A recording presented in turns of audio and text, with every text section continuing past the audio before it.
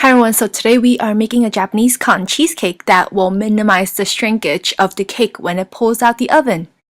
The first thing that we are going to need is cream cheese. You can use any brand and any form of cream cheese you want, but be sure to use the full fat one. The second thing we are going to need is milk. Next thing we will need is butter. I'm using room temperature butter, unsalted. And we will need sugar, flour and cornstarch, and 6 eggs. That's gonna be separated. And let's get started. So we have a clean bowl here, and I am going to add the cream cheese and the milk to this bowl. And we are going to melt the cream cheese under a double boiler. So basically I just have a pot of hot water and I just sit this like on top of the hot water so it will melt. Or you can just put this and the milk in a small saucepan and just melt it. But you want to keep an eye on it so it will not burn. So the double boiler method will just prevent you from burning your cream cheese. And just transfer this to the bowl. I want to make sure that this is room temperature first so it will not take so long to melt.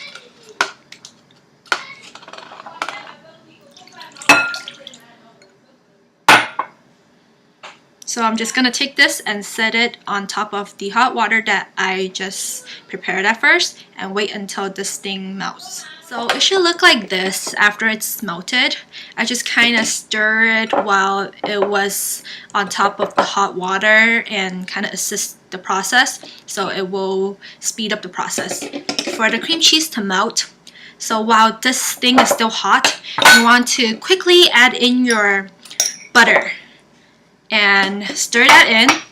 So after the butter has been combined, it should take about 3 to 4 minutes, not very long because the cheese mixture is still hot. So it will help melt the butter really easily.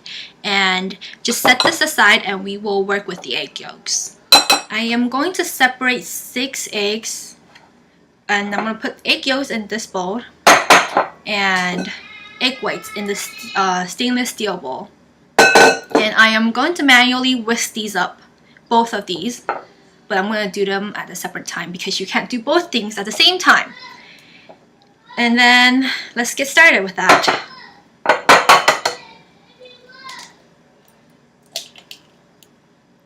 Oh gosh, I just forgot that I should have put the egg whites into the stainless steel bowl and okay, backtrack. Let's pour this back into this bowl and I just dropped my egg yolk and thank God that it did not break.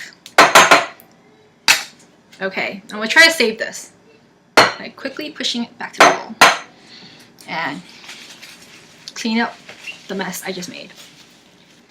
That was embarrassing. So I'm gonna continue separating my eggs and I'm gonna come back, okay? Okay, this time, I know the egg whites should go to the stainless steel bowl, not the glass one. I'm just gonna set the egg whites aside right now because you want to whip your egg whites when your egg whites are in room temperature and they will whip up more beautifully. Okay, so I set that aside and now we're gonna work with it. With our egg yolks, I am going to add in about 40 grams of your sugar. I'm just gonna eyeball it. So that looks like 40 grams to me. And I'm going to just use a balloon whisk and mix this up. So this is what I got. I don't know if you can see clearly because the lighting is not that good.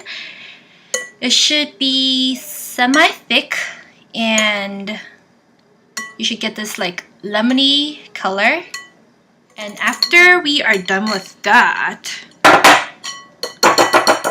wash your balloon whisk. That's the first thing I'm going to do first, and I'm going to come back with a spatula later because we need the balloon whisk to whisk up our egg whites later. And make sure if you are manually whisking this, be sure everything is clean before whipping your meringue because any trace of grease will mess up your meringue. And I'm going to come back with a clean whisk and a spatula.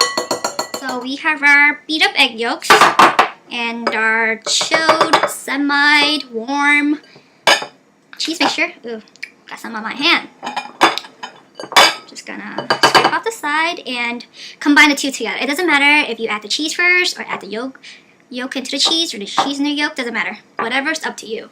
But I'm just gonna add the yolks to the cheese because this has a bigger bowl. And kind of mix the two together. It's not that hard, right? So far, so good. So after this is combined, we are going to sift in our flour.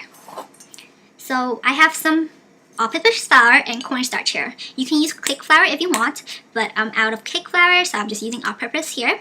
I'm just going to sift this in because we don't want any lumps of flour in our cake. Just sift this in. Just gonna help it with my hand. And then combine the two together. So after the flour is mixed in, it should be kind of thick like this, but still a little bit runny. If you do see like little flour clumps in your batter, you can always use a sieve and sift this. No problem, okay? I'm just gonna check to see if I have any flour lumps. So far, I don't see any, but like, just to be on the safe side. Remember the dirty bowl that we have at first? I didn't wash it yet, so I'm just gonna use a sieve and sift the cheese mixture. Because all the work that we put in, I just don't want to ruin it just because of stupid flour lumps that are in our batter. So I have clean hands now. No oil, no yolks, no nothing. And with a clean balloon whisk. These are our room temperature egg whites. And what I'm going to do, I'm going to manually whisk this because it's going to rise better if I manually whisk this because I can control the peaks, the stages of egg whites that I want. You are aiming for soft peak, and I'll show you how soft peak looks like later. So I'm just going to gradually add in the sugar and whisk away. So the first thing I'm going to do is add a little bit of sugar to stabilize the egg whites and just whisk. So when you see like the egg whites are really bubbly, add in a little bit more sugar. And just gradually add in your sugar. So as you like gradually whisk this is about like 2 minutes of work. It will become really foamy. And you know what you're gonna do next? Continue whisking. This is gonna be pretty boring, so I'm just gonna fast forward this because you're not doing this in real life. I'm doing the work and you are watching. So when you are making this cake, I recommend hand whisking your egg whites, but if you don't want to go through the pain, use an electric mixer. It is so much easier. But I enjoy whisking my egg whites, so I am taking the hard route out. And I just kind of gradually add my sugar in. Nothing special, no tricks at all. So if you're doing this with a machine, you're probably done already. And I forgot to tell you guys, you should preheat your oven to 300 degrees Fahrenheit. You should always preheat your oven before baking because it is really important to have the correct temperature when you are baking cakes, especially baking temperature sensitive cakes. So this is about 10 minutes of whisking and it is almost ready. I can see that it's almost ready. It is white and shiny like this. But like when you pull it out from your meringue, pull your balloon whisk, it will make this like arch thingy. Can you see? This is called soft peak stage. You will know when you hit stiff peak, it's when it will just stand up.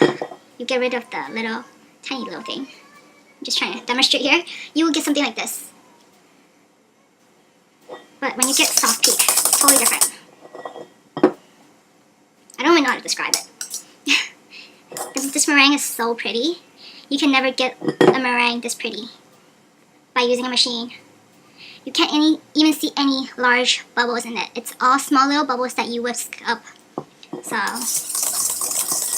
that's why I rather go through the pain of whisking it myself than using a machine, even though I have like a stand mixer and an electric mixer. I'm using this mixer here, my hand mixer. So this is beautiful. I love it. We are going to mix the cream cheese mixture. It should be fully cooled now by the time we're done mixing our meringue.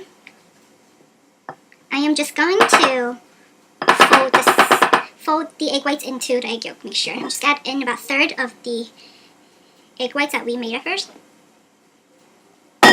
And just slowly go from the side and mix it in. This is about all mixed. I'm going to add in the rest of my egg whites in. Just fold this in. Fold from, you want to scrape it from the bottom to the top. From the bottom of the bowl to the top of the mixture. And just keep doing this in a circular motion. And you should get a fully mixed batter that is really light and fluffy. Because you are not using any chemical reagents in there such as baking soda, baking powder, your egg whites are your leading agent in there. So you want to be really gentle and really friendly to your egg whites because you don't want to be really violent or brutal to it. Because you want it to rise beautifully, right? You want to have a beautiful cake that you can serve it to your friends and family. I'm doing this for my mom's birthday because she loves this cake. So I'm doing everything by hand, just for her. So we are almost done mixing our batter. It looks like it's ready. So I think I'm gonna stop here and grab my springform pan. I have an 8-inch springform pan here.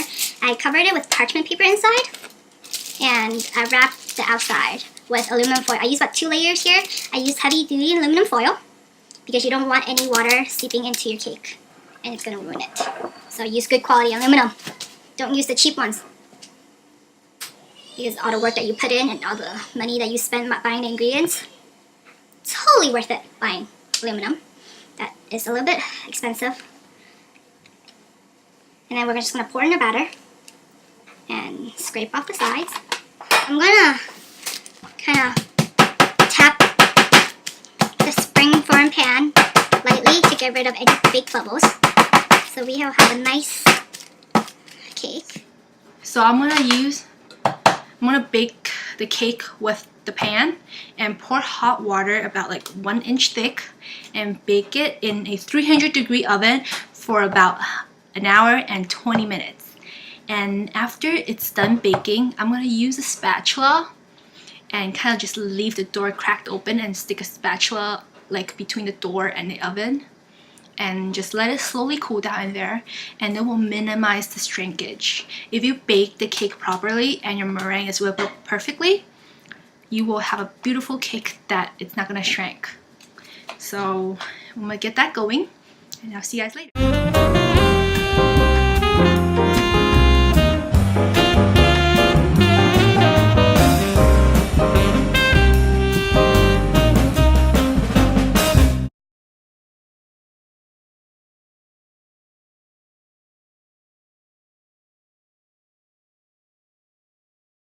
After the cake has been done baking and you have finished all the shebang about leaving in the oven for about 30 minutes to let it completely cool down, although the cake is still warm, we can totally remove the parchment right now. And the top did not come out as pretty as I wanted. Like many other times I did this cake, the top came out perfect. Maybe the cake just hates me. That's why it wants me to have an ugly top to show in a video. But don't worry, I have kept other pictures of my other successful cakes, so I'm going to show you here. The method is all the same, but I don't know what happened today. Maybe it was especially cold today. That's why the cake kind of shrank a little bit on the top. But if you're doing it, I'm pretty sure you're going to get a perfect one. So I hope you guys enjoyed this video, and I'll see you guys next time. And look, the cake knows how to wobble.